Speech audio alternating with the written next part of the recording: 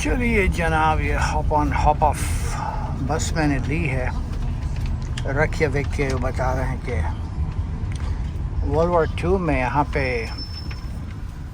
Involve थे Iceland के sellers, जिसमें काफ़ी लॉस हुआ था। और उसके बाद जो है एक तरीका बहुत अच्छा है to take the hop on hop off bus wherever you go. Oh, I see fish and chips. Yes, Reykjavik fish and chips. You can stop here. It's been so boring eating a lot of fish here. It's a great Arabic food, and yeah, the old streets. This is such a historic place.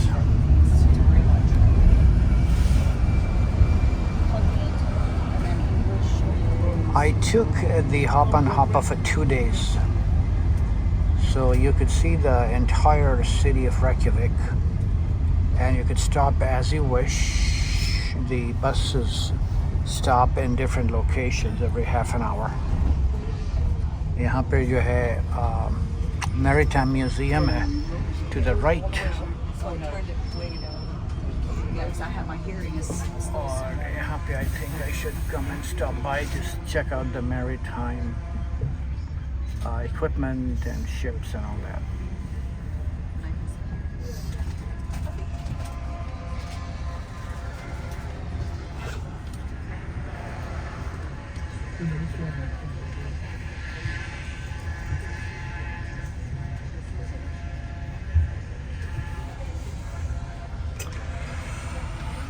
Well, तो जिन्होंने मेरा देखा नहीं है videos, वो travel with amber देख सकते हैं. This is video number 73, I believe. It's going to be either 72 or 73, so this is going to be a longer video.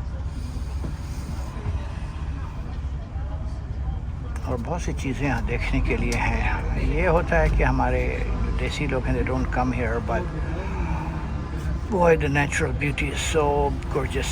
Arctic Circle पे जाएं, वहाँ से तकरीबन 10 kilometers from there north, it's all ice, nothing but ice. और वो मेरा guide बता रहा था कि actually you could have sometimes the polar bears. I was asking them about polar bears that actually swim into Iceland waters and Iceland on Iceland grounds from the Arctic in search for food. Swim करके आ जाते हैं इस तरफ Iceland की तरफ. Polar bears, but that's in North Iceland. We are now in the western part. जो city है वहाँ पर है. तो this is one of the stops. I left one of the main stops.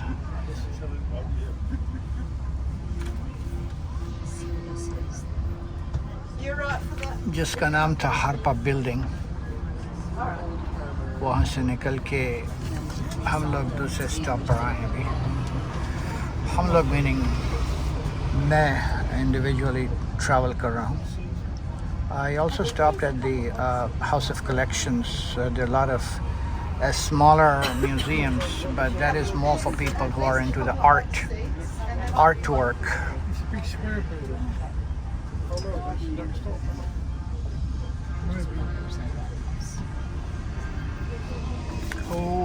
There are many museums here for those who are interested in the galleries and art and all that. There are a lot of collection of Viking history and arts and artifacts.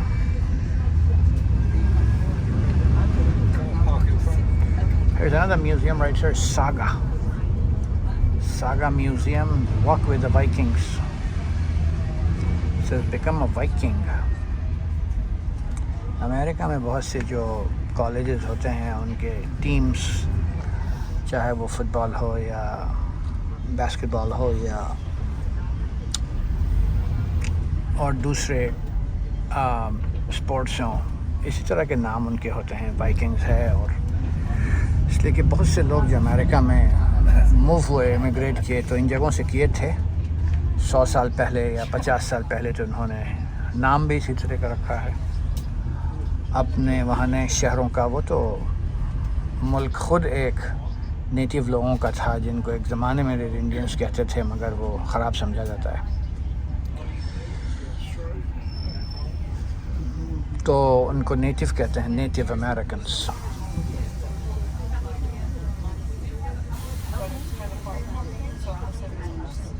यहाँ पे इतने सारे stops हैं नहीं इनके इस बस के, सिर्फ तकरीबन 12 या 14 स्टॉप्स हैं पूरे शहर में। या तो फिर ये है कि शहर बहुत छोटा है,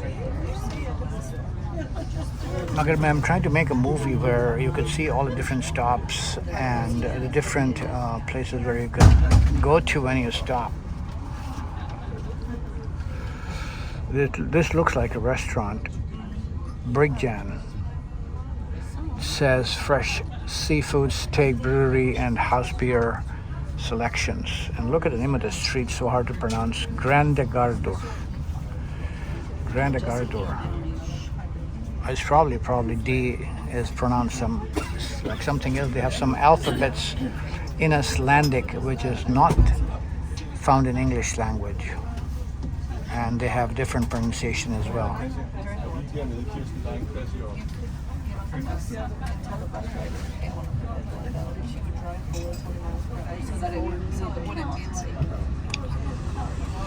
Boy, so probably this is going to be a long video, unfortunately, because one place, thank you.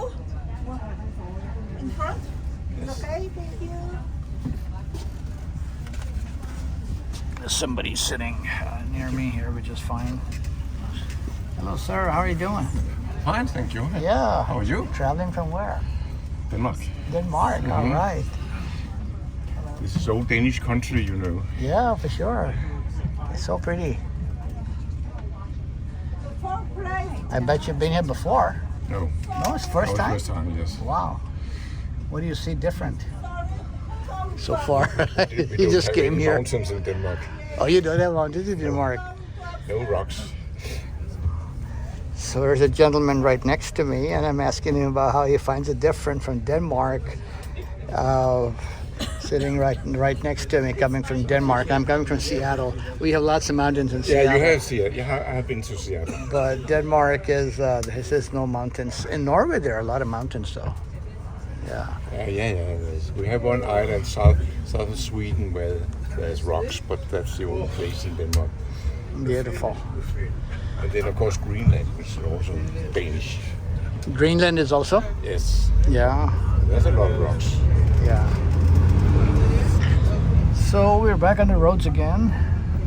There's a maritime museum, as we said.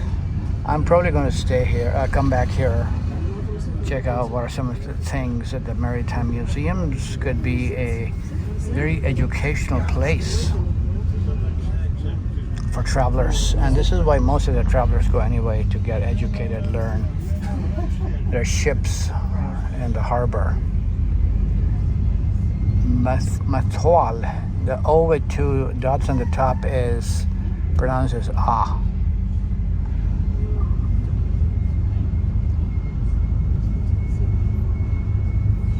Narrow but very clean roads.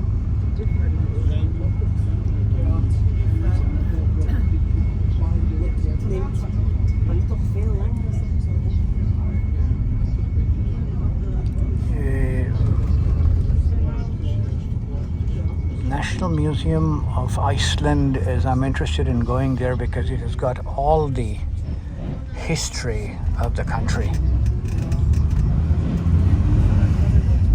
And of course there are cafeterias everywhere. I also have the audio on me, and I'm learning from that as to what places are and the places of interest where I could stop.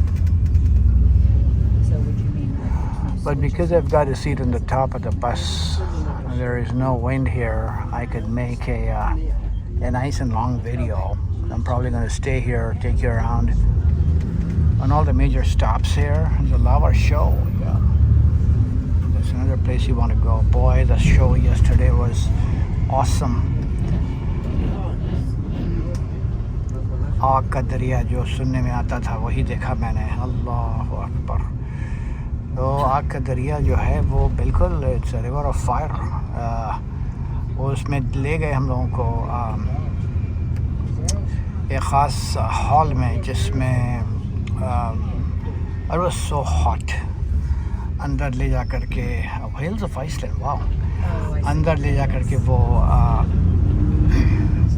क्या कहलाता है जो 3D 4D 5D जो आ गया हर तरह का shows के 7,000 feet ज़मीन के नीचे जहाँ पे आग है वो किस तरह का देखने में लगता है।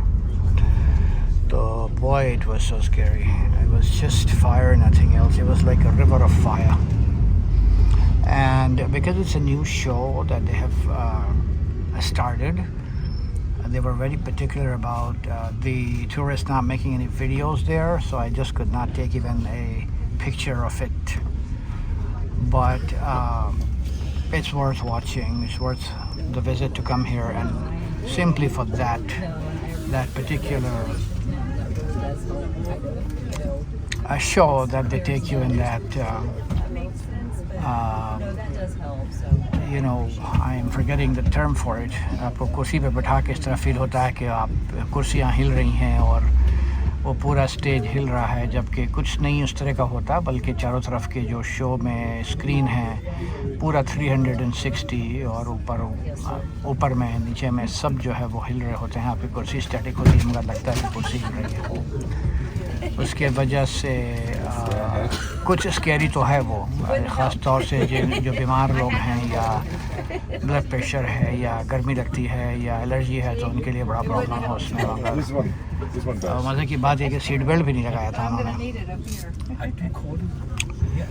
तो देखिए यहाँ पे लोग जो खड़े हैं नीचे, ये सारे लोग अब आना चाह रहे हैं बस के अंदर, मगर इतनी ज़्यादा इस वक्त भीड़ है कि पूरी बस फुल है। मेरे बाजू में एक सीट था तो एक बंदा के साहब बैठ गए, वो डेनमार्क से आए, मैंने उससे कुछ बातें भी की। पहले दफ़ा आए हैं आइसलैंड ऐसी जगह है कि अमूमन कम ही लोग आते हैं यहाँ पे, क्योंकि बहुत दूर है और बहुत आउट ऑफ द वे है। और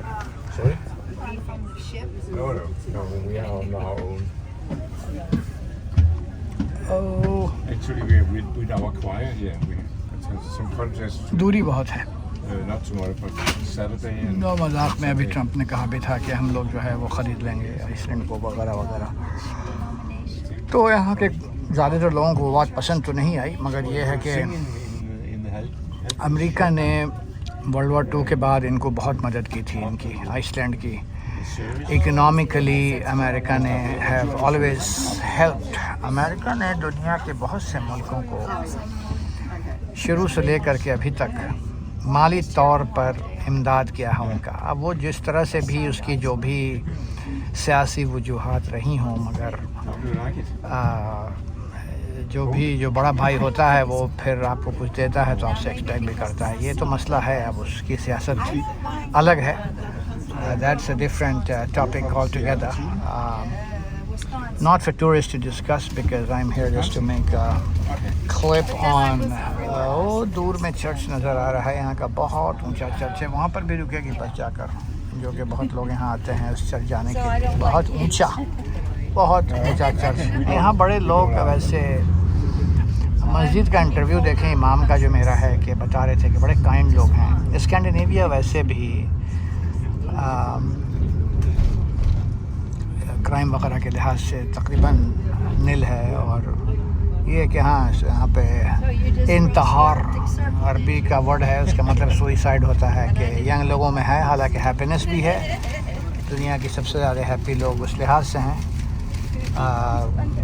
कोई गुर्बत या कोई परेशानियाँ या पैसों के मुश्किलात या पॉवर्टी नहीं है, मगर दूसरे मराहिल हैं। ड्रग्स वगैरह जो है वो कॉमन शायद हो, रिलेशनशिप इश्यूज़ हों या क्या वजूहात हैं कि जिसकी वजह से इन मुल्कों में, चाहे आपका ये है आइसलैंड है या डेनमार्क है या नॉर्वे है, स्वीडन ख़ास करके, इन जगहों पे इंतहार जो है वो सुसाइड कॉमन है। सुब्हानअल्लाह व बिहम्दिही वल्लाहु आलम। तो चैन जो है भाई वो दीन में ही है, पैसों में नहीं, साफ पता चलता है इस बात से। इतना पैसा, दुनिया की खुशी, साफ़ सुथराई, खाने पीने का, हेल्थ का कोई मसला ही नहीं है। हर चीज़ गवर्नमेंट की तरफ से टेकन केयर ऑफ है। हॉस्पिटल है, बीमारी है लोगों की, हर चीज़ government provides free. Socialised medicine का कॉन्सेप्ट है, मगर लोग खुश नहीं हैं, इसलिए कि अपने फितरा से हट चुके हैं, यहाँ भी ये वगैरह का काफ़ी मेरे ख़्याल में ज़ोर है, चूँकि वो रेनबो कलर्स हर जगह पर नज़र आते हैं।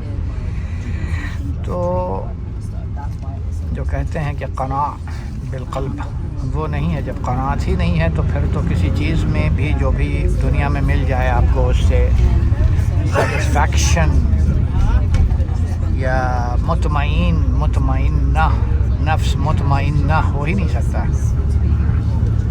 क़ल्ब में, इसलिए कि और की ख्वाहिश इंसान को बर्बादी की तरफ ले जाती है। जो नॉर्मल है वो नॉर्मल है, जो इजाज़त है, जो जायज़ है वो ठीक है, उससे ज़्यादती जो है उसकी, वो इंसान को वो मसाइल की तरफ ले जाती है।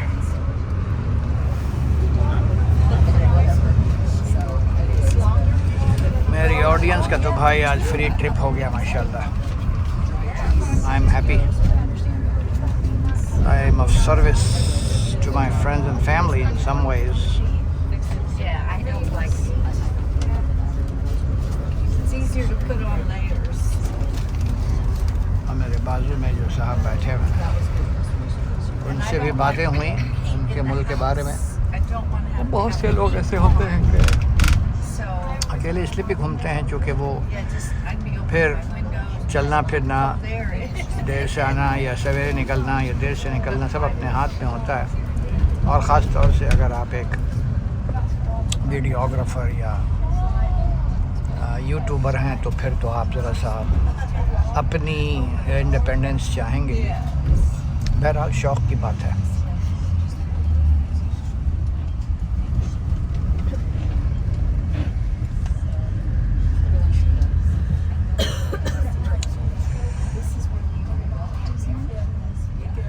यंग एज में बस दफ़ा ये होता है कि इतने पैसे कहाँ होते हैं कि कोई भी इंसान इतने दूर दराज मुल्कों में जाए अकेले, और ख़ास तौर से फैमिली के साथ, इसलिए कि महंगी जगह है। पूरा जो स्कैंडिनेवियन कंट्रीज़ है, यूरोपियन से कहीं ज़्यादा महंगे ये स्कैंडिनेवियन कंट्रीज़ हैं, जहाँ पे बाहर में खाना खाइए तो एक मील जो है $50 से $60 बआसानी खर्च होता है। उसके अलावा कॉफ़ी है, कैंडी है, सब जो है $10 से कम कुछ नहीं। तो यंग एज में इतने पैसे कहाँ होते हैं, इसी वजह से बच्चे नहीं आ सकते।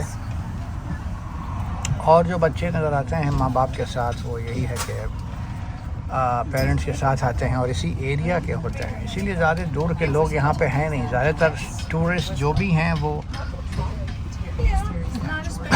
90% से 95% यूरोपियन है। और जब मैंने पूरा नॉर्थ सर्कल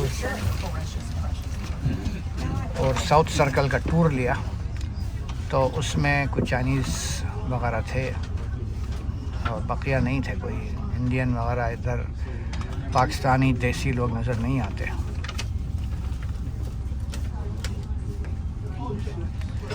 वो सामने में नज़र आ रही है जो गोल ऊपर से बिल्डिंग है, स्ट्रक्चर यूं दूर में, उसका नाम है परलान, जहाँ मैं गया था। और वहाँ जो माशाल्लाह खूबसूरती का शो है, उनका जो ऑडिटोरियम है उसमें वो सारा दिखाते हैं, जो अरोरा ग्रीन लाइट्स यहाँ की मशहूर है।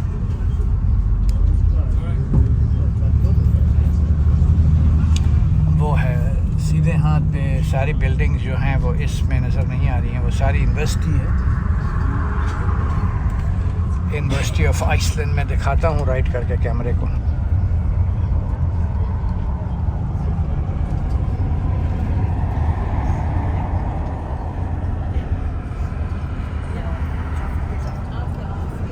whole bunch of buildings, and they're all the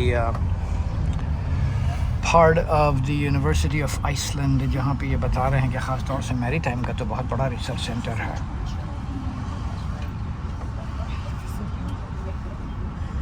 तो मेरी जो इंस्ट्रक्टर थी जो मुझे ग्लेशियर पे ले गई, तो टीम में बहुत से लोग थे, मगर उसने बताया कि मैरीटाइम हालांकि पढ़ा है इंग्लैंड से मगर जॉब्स नहीं है इंग्लैंड में, तो she ended up coming here.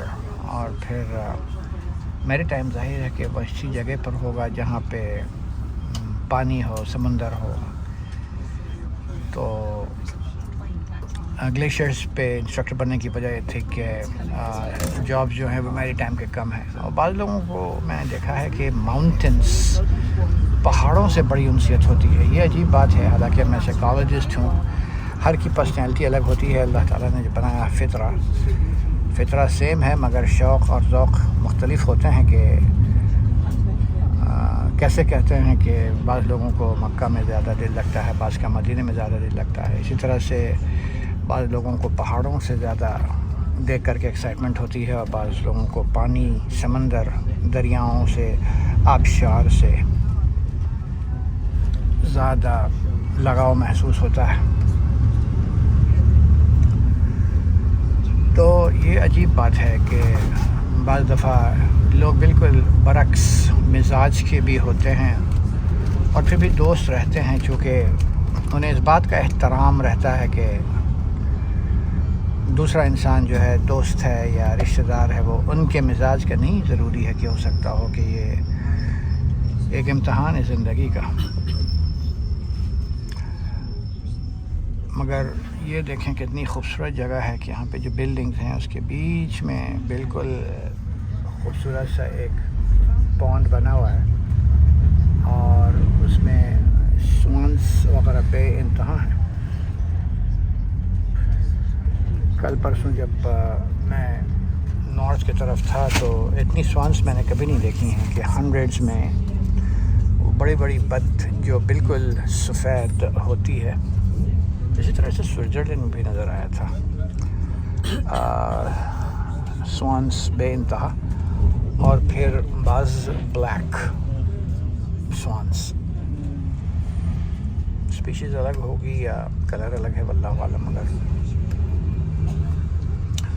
किनारों पर जो है लोग अमूमन उसको फीड कर रहे होते हैं स्वान्स को।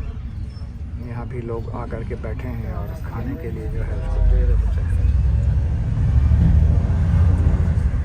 घर के स्ट्रक्चर्स भी कुछ मुख्तलिफ लग रहे हैं यहाँ पे, और ये भी जो है जनाब आली आपका एक दूसरा बस स्टॉप आया। तो एक वजह ये भी है कि मैं जो अपनी वीडियो को ख़त्म यहाँ पे नहीं कर रहा, चूँकि फिर ये नहीं पता कि मुझे इस जगह पर बैठने का मौका मिले या नहीं। ऊपर में हूँ बस के, हालांकि ठंडी हवा है, मगर आगे की तरफ बस जो होती है वो कवर्ड होती है, और अगर पीछे की तरफ सीट मिलेगी तो फिर मुझे मौका नहीं मिलेगा, और तेज़ हवा होती है तो वीडियो की आवाज़ आपको सही नहीं पहुंच सकेगी।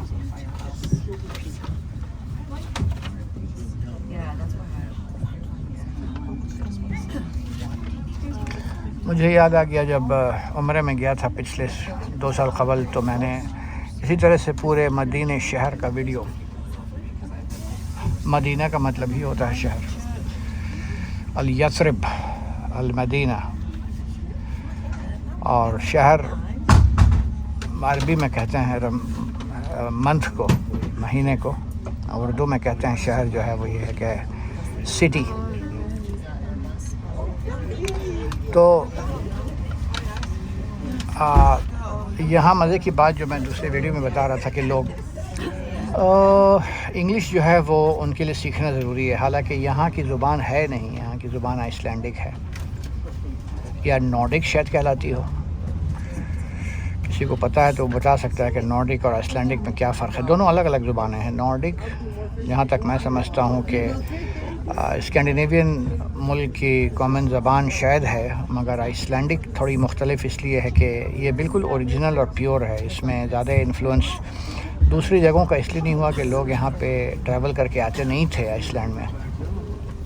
बिल्कुल दूर दराज है ये, दोनों तरफ समंदर है, बहुत तवील समंदर, ईस्ट में भी और वेस्ट में भी। ग्रीनलैंड है तकरीबन पास में, 1 घंटे 1.5 घंटे की फ़्लाइट है। जहाँ मैं बिल्कुल जाना चाह रहा था, आज ही जाना चाह रहा था, मगर मसला उसके साथ ये हुआ कि रोज़ाना फ़्लाइट जाती नहीं है अनफॉर्चुनेटली, हफ्ते में कुछ दिनों जाती है। मेरे ट्रैवल एजेंट ने बहुत कोशिश की कि ग्रीनलैंड का बनाएं, मगर ये भी पता चला कि कुछ है नहीं वहाँ, काफ़ी रगड है, छोटा सा शहर है एक बस। तो बस ये कहने के लिए होता कि आप ग्रीनलैंड जा चुके हैं मगर वहाँ देखने की उस तरह की चीज़ें हैं नहीं। अगर आप जाएं तो फिर वही हफ्ता 10 दिन, और फिर ग्रुप के साथ जाएं ताकि ट्रैवल कर सकें। 2 छोटे शहर हैं और ज़्यादातर जो है बेइंतहा सर्दी होती है।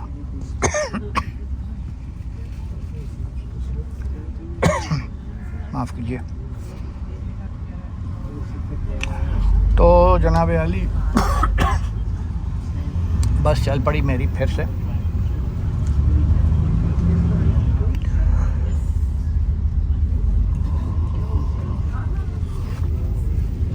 देखें बच्चे सारे बैठे हुए हैं, लगता है कॉलेज के बच्चे हैं सारे।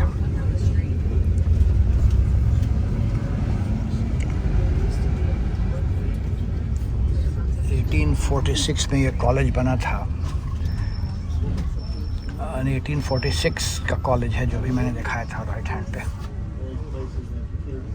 यहाँ बच्चे अभी भी पढ़ते हैं। I am glad I took this tour, ताकि पूरा जो रेकयाविक है वो मुझे अंदाज़ मिल गया। ये रेकयाविक कॉलेज 1846 या 1826 का बड़ा ज़बरदस्त लगा।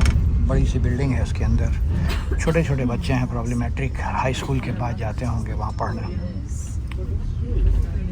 और इंग्लिश के बाकायदा टीचर होते हैं, अपनी आइसलैंडिक ज़ुबान में पढ़ाई होती है, मगर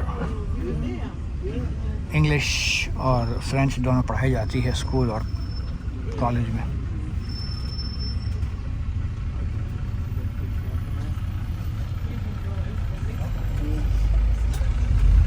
ये गवर्नमेंट के एक्सटेंशंस हैं बिल्डिंग के यहाँ पे, और ये लगता है कि सेंटर है बिल्कुल शहर का, जहाँ पे गवर्नमेंट बिल्डिंग्स वगैरह हैं।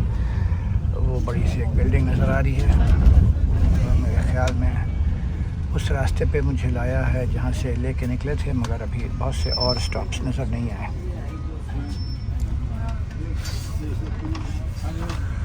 तो मैं ये कर सकता हूँ कि इस वीडियो को यहाँ पे ख़त्म करूँ, अगर ये रोकते हैं गाड़ी, और फिर जब दूसरे तरफ बस जाती है तो फिर वहाँ से दूसरा एक वीडियो बनाएं। ये बिल्डिंग बड़ी खूबसूरत है और देखने से ताल्लुक़ है, अंदर में बहुत सी चीज़ें हैं देखने की।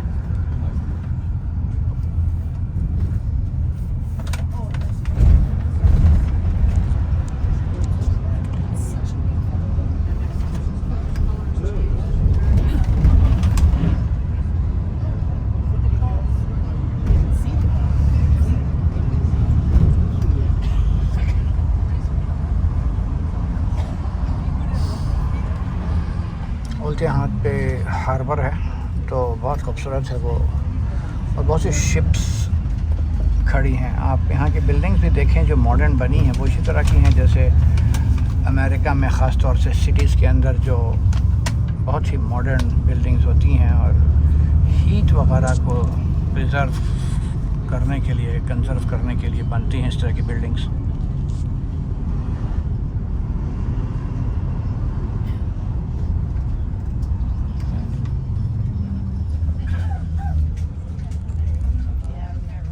इसका ख़ास सिग्निफिकेंस है उल्टे हाथ पर जो बना है स्ट्रक्चर, वो मुझे अभी नहीं पता है, मगर कल जो मूवी देख रहा था उसमें आ रहे थे उसके बारे में कि it has to do with the history and traditions of Iceland.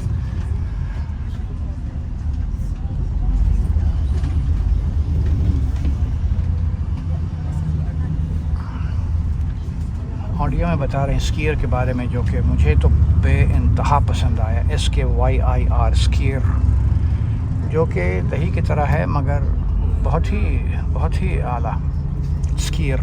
और मुझे गाइड ने बताया कि अमेरिका में मिलता है, मैंने कभी देखा नहीं है। SKYIR स्कीयर, जो कि आप सीरियल के साथ मिला के खा सकते हैं, या उसके ऊपर शहद या ब्राउन शुगर वगैरह डाल के खा सकते हैं। बहुत आला, योगर्ट की तरह है मगर योगर्ट से ज़्यादा मज़ेदार था। और दूसरे फूड के बारे में भी ऑडियो में बातें हो रही हैं, ख़ास तौर से मुख्तलिफ़ जो फ़िश हैं उनके बारे में, कि उनका नाम तो याद करना बहुत मुश्किल है, मगर किस तरह की फ़िश होती हैं और उससे किस तरह के खाने बनते हैं उसी के बारे में बता रही है। और खाने के बाद सारा डिज़र्ट का तज़किरा है, आइसक्रीम का, जो कि ओरिजिनल तरीक़ा यहाँ का नेटिव है उसके बारे में। और फिर ये भी बताया कि, और जो कि एक्चुअली मैं मिस कर गया, मुझे खा लेना चाहिए था वहाँ, उस वक्त बिल्कुल पेट में जगह नहीं थी, मगर शीप मिल्क आइसक्रीम, जो कि बहुत यूनिक थी। और जबकि मेरे गाइड ने कहा था कि और जगहों पर शायद इतना ना मिले, तो शहर के अंदर शीप मिल्क आइसक्रीम नज़र नहीं आई, मगर वो यहाँ की ख़ास चीज़ है, जो कि नॉर्दर्न आइसलैंड में मुझे नज़र आया था, और उसके अलावा और जगहों पर नज़र नहीं आया।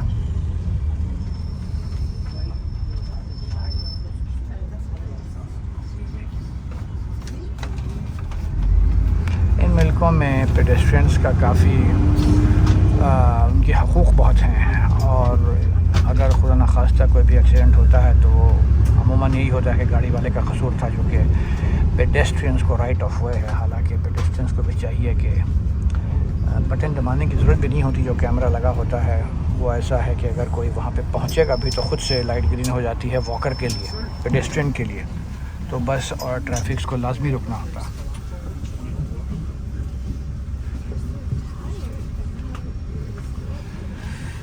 इस वजह से अगर कहीं पे गॉड फॉरबिड कोई एक्सीडेंट होता है तो basically the fault of the vehicle driver. One has to be very careful while driving, be careful of the people walking around you. इसके बारे में ये अक्सर ऑडियो में भी बताते रहते हैं कि आप बस है, व्हीकल है, कुछ भी चला रहे हो तो यहाँ जो है बहुत केयरफुल रहें, इसलिए कि टूरिस्टिक शहर है तो लोग हर वक्त आना जाना करते हैं।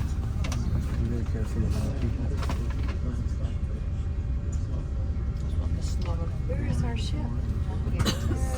Over here? Okay. 15? Stop 15? How do you know what stop it is? I didn't get one of those. They're going to keep going until they get to इतने 15? दिनों में Yeah. तकरीबन अब Okay. मुझे यहाँ 10 डेज़ हो जाएंगे। 8, 9, 10. एक या दो हिजाबी भी नज़र आए, एक शायद एक, और इस तरह से ओवरटली मुस्लिम मुझे कोई नज़र नहीं आया। हालांकि आप मस्जिद जाएं तो फिर जाहिर है कि वहाँ जैसे मेरा इमाम का इंटरव्यू था उसमें वो बता रहे थे कि तकरीबन 6,000 साढ़े 6,000 मुस्लिम यहाँ रहते हैं माशाल्लाह। पहले नहीं थे, बहुत से इमिग्रेंट्स आए हैं, चूँकि इमिग्रेंट्स के लिए सहूलतें हैं, मगर अगर आपके पास कोई स्किल है या अगर आप कोई यूनिवर्सिटी में दाखिला मिलता है तो फिर आप यहाँ आ सकते हैं। अब ये मुझे नहीं पता कि इमिग्रेशन, अगर बहुत से अमेरिका के लोग जो नाखुश हैं अमेरिका से अगर चाहते हैं बाहर जाना तो यहाँ पे क्या उनके लिए अपॉर्चुनिटीज़ होंगी, इसलिए कि मेडिकल का परमानेंट रेजिडेंस असल में चाहिए होता है। Just wing in it restaurant, मैं इस तरफ कल आया था वॉक करके, मुझे याद है, और मस्जिद भी शायद इस तरफ अगर मिले तो आपको नज़र आ जाएगी। लगता है मुझे कि मस्जिद की तरफ ये लेके जा रही है बस।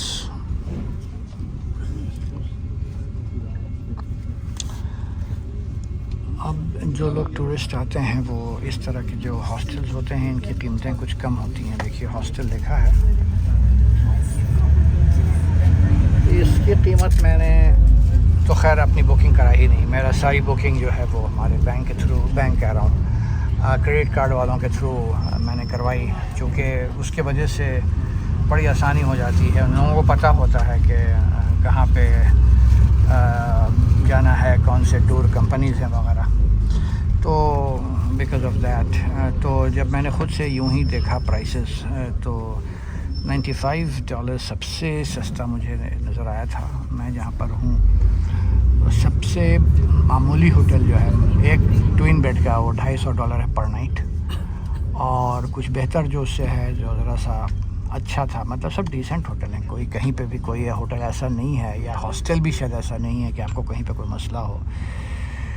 तो $350 पर नाइट ऐसे ही अंदाज़ के लिए मैंने सोचा कि आपको बताऊं। और ट्रैवल एजेंट से कराने में ख़ास तौर से बड़े क्रेडिट कार्ड वगैरह के ट्रैवल एजेंट जो होते हैं उनको अंदाज़ होता है, दे आर प्रोफेशनल्स और पॉलिश प्रोफेशनल्स, दे नो किस तरह से बुकिंग और तमाम चीज़ें सारा आपका वो अरेंजमेंट वही करते हैं। तो मुझे बहुत आसानी हो गई, वरना हर चीज़ को ढूंढना जो है एक मसला था। तो अल्हम्दुलिल्लाह वाज वेरी इजी और I am very happy with the hotels they gave me.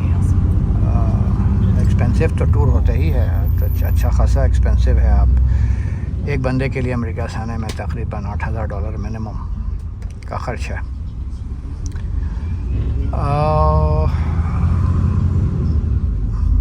That's partially because I took business class. Alhamdulillah. और अगर इकॉनमी क्लास में आए तो बस टिकट की कीमत सिर्फ आप आधा कर दीजिए। अगर टिकट जो है वो तकरीबन US से $3,000 की राउंड ट्रिप हुई है, 3,500 की, तो आप इकॉनमी में अगर जाएंगे तो मेरे ख़्याल में शायद $1,200 की राउंड ट्रिप हो जाएगी। बहुत से बजट एयरलाइंस मैंने सुना कि कम कीमत पे आते हैं, मगर हर शहर से नहीं आते वो। तो कुछ तो कन्वीनियंस भी देखनी होती है कि ऐसा ना हो कि थकान बहुत हो जाए या सारी रात आप एयरपोर्ट पे बैठ जाएं। तो ये सारी चीज़ें जो हैं ट्रैवल एजेंट बहुत अच्छे मैनेजमेंट के साथ आपका करते हैं। अल्हम्दुलिल्लाह, अल्लाह का एहसान है, मौका मिल गया देखने का। 50 कंट्रीज़ के बाद मैंने गिनना छोड़ दिया था। 8 साल कबल 50 हो गए थे। तो मज़े की बात है कि जब ट्रैवल करता हूँ टूर बसेस वगैरह पे इस तरह की, तो देखता हूँ कि और भी लोगों का यही शौक़ है कि वो टूर करने में उनको एक बड़ा समझिए कि अच्छा मालूम होता है। Because they love to tour and see the world and there's nothing wrong with it. सीरो फिल अर्थ, कुरान की भी आयत है कि देखो अल्लाह ताला ने क्या क्या चीज़ें बनाई हैं। अगर इस नियत से इंसान करता है तो ये तो एक तरह की इबादत हो गई। अगर आप अल्लाह की हम्द सना, अल्लाह की नेमतें देखते हैं और तारीफ़ करते हैं, अल्लाह की बनाई हुई चीज़ों की अप्रिशिएट करते हैं, तो इंशाअल्लाह ताला खैर है इसमें। मौका अगर इंसान को है तो बेशक जाना चाहिए इन जगहों पर। अब यहाँ पे जनाब मैं सीधे हाथ पे आपको दिखाता हूँ कि ये बहुत बड़ा एक चर्च है यहाँ का,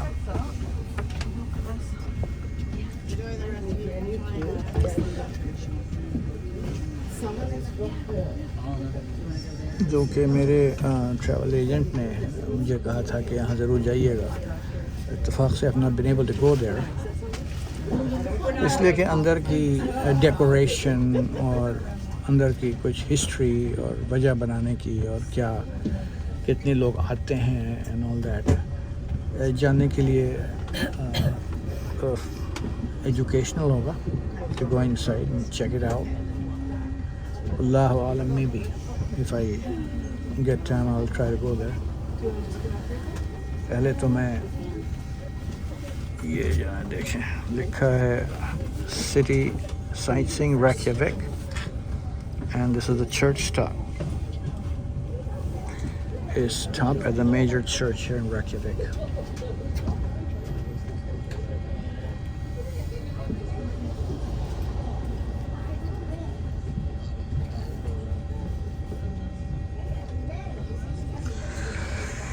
Yes, lots of people got off here at the church.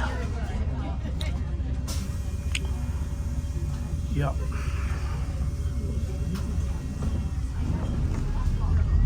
और ज़्यादातर मुझे मिडिल एजेड लोग नज़र आते हैं। वो जो कॉलेज में दिखा रहा था राइट साइड पे, उसमें इधर देखें, फिर राइट साइड पे दिखाता हूँ आपको चर्च।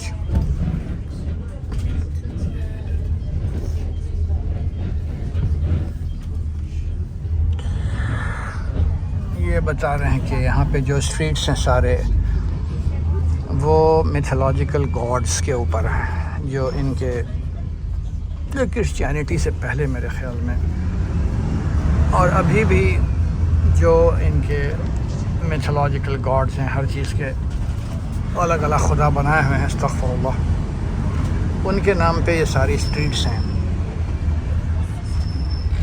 तो कल का जो शो मैं देख रहा था उसमें इन्हीं सारी कल्चर की बातें हो रही थी, और बल्कि एक मिथोलॉजिकल गॉड जो है वो आई और यूनिवर्स का सैर कराते हुए तमाम चीज़ों को बता रही थी कि जो ग्रीन लाइट्स होती हैं उसकी माइथोलॉजी में क्या स्टोरी है। बहुत ही इंटरेस्टिंग था वो भी। उसमें से ये भी बताया कि जो रेड लाइट्स होती है वो ट्रेडिशनली लोग ये समझते थे कि गॉड्स आर वेरी एंग्री, जबकि साइंस ये बताती है कि अब जा कर के सोलर स्टॉर्म्स जो होते हैं